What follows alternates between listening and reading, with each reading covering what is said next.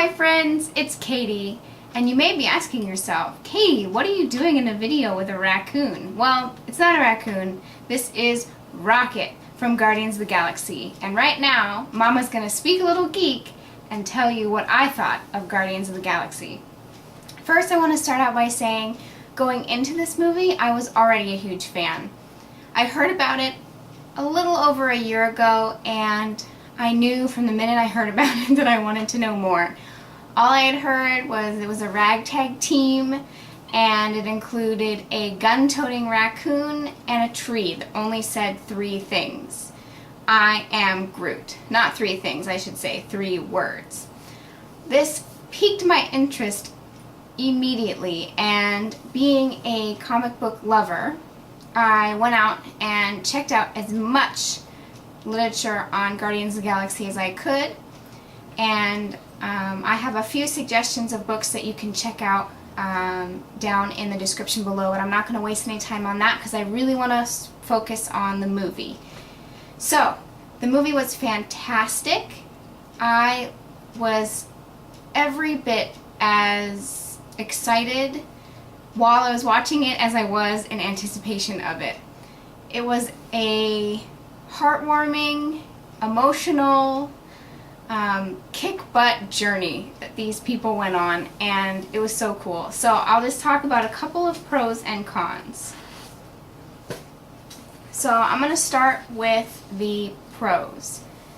I loved the character development, though some of it was a little bit different than what I was familiar with. I think that it worked very well. I'm not going to be doing any spoilers in this review, so I'm going to just leave quite a bit of it out so you can go see it for yourself. But I really enjoyed that they gave some background to the characters, and they gave each of these characters not only a point of power, but a point of weakness and emotion. It's pointed out in one of the trailers by Chris Pratt, who plays Star-Lord beautifully, that they're all losers. And it's not that they're actually losers, but they've all lost something very important to them. So you see elements of that emotion throughout the whole film. So it's a great contrast of seeing a person's strength and their weakness all at the same time. The acting was superb. I have not seen Chris Pratt in a lot of things, but he was fantastic in this movie. He embodied Star-Lord.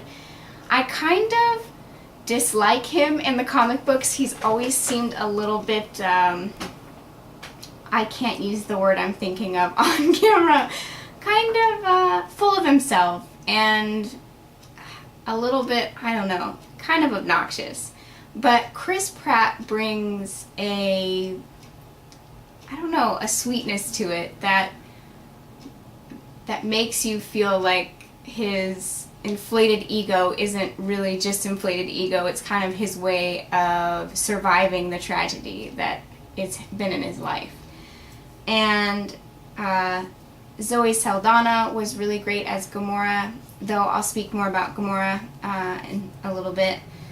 And I wasn't sure about Batista as Drax, but he was fantastic, and I'm not a big fan of wrestlers in movies, except for The Rock, of course, but I really enjoyed his performance in this, and I thought he brought a lot of emotion into the role. And he has one of the funniest lines in the movie. He just has a tendency to take things really literally, and Star-Lord, on the other hand, is very, earthly and a lot of sarcasm and says a lot of sayings that we have, and so they have some really funny back and forths. And of course, Vin Diesel was fabulous as Groot. I did not think that I was going to get any emotional response out of that performance, but I really did. And Bradley Cooper transforms into Rocket. You start out listening really hard. You're like, is this Bradley Cooper? Can I hear Bradley Cooper? And you can just barely at the beginning, and then all of a sudden you completely forget that he's Rocket Raccoon and that he just becomes Rocket. He has his own distinctive sound, and he just disappears into this role. It was fantastic. The soundtrack, totally cool. I'm going to buy it and rock out to it in my car all the time. I loved it. I loved that I recognized the songs because I already had an emotional tie to a lot of them, so that helped me to relate to the movie even more. So I love the soundtrack. And of course, as a child of the 80s and early 90s, there were a lot of really cool things that got brought up in this movie that I could go, yes, yes, I love that. The fact that there are trolls in it on his dashboard and the mixtape and all that stuff that I remember having as a kid. The other thing I want to mention as a big pro is all of the supporting cast was fantastic, and all the supporting characters that they decided to include were really wonderful. So that made the main cast, I think, perform even better because they had a great supporting cast around them. Rocket was a standout. He was my favorite. He was already my favorite going in. I'll be perfectly honest with that. I have so much Rocket Raccoon stuff in my collection, so if you want to see a separate video, comment below and let me know. I can show you all the stuff I have. But he definitely was fantastic, and there's nothing more awesome than seeing Rocket hold up his big gun and be like, oh yeah, and then just blow somebody away. It's awesome. I think I've said awesome like 100 times already. I'll try to find a different word to use. I also really liked Michael Rooker as Yondu. That was an unexpected surprise. Watching the trailers, I wasn't really sure how he was going to fit in, and he's pretty strong presence in my opinion on the screen, and it worked beautifully. He did a fantastic job. It kills me because my husband is a big fan of The Walking Dead, and I'm not so much into The Walking Dead. I know, I'm sorry to all of you, but I'm just not that into it. And we went to Emerald City Comic Con, not this last year, but the year before, and my husband sought Michael Rooker out and stood in line and walked up to shake his hand just to say, wow, dude, you're awesome. And I stood back. Now, I got close enough that, you know, I still was like, hi, nice to meet you, Mr. Rooker, you know, all that kind of stuff. I wish I would have taken the moment to shake his hand and say, I love you so much, because I love him in this role. It was fantastic, and so he's got like a one-up on me now, because Marvel and comic book superhero stuff is my thing, and my husband's a little bit more into that kind of zombie kind of thing and horror. So he definitely has a one-up. He was like, this is the hand that Michael Rooker shook. So anyway, that was a tangent. So I want to talk real quickly about the cons. There aren't very many cons. The first would be Zoe Saldana. Her performance as Gamora, I don't want to say that was a con because I felt like she did a really good job in the performance. But the issue I had is that Gamora is supposed to be pretty much the most kick-butt person in the Guardians of the Galaxy. She's supposed to be the assassin. She's been trained by her father Thanos. She's supposed to be pretty much unstoppable. And there were a couple of times in this movie where she did not seem so unstoppable. She seemed more like an Earth woman being rescued than she did like the most kick-butt assassin in the galaxy.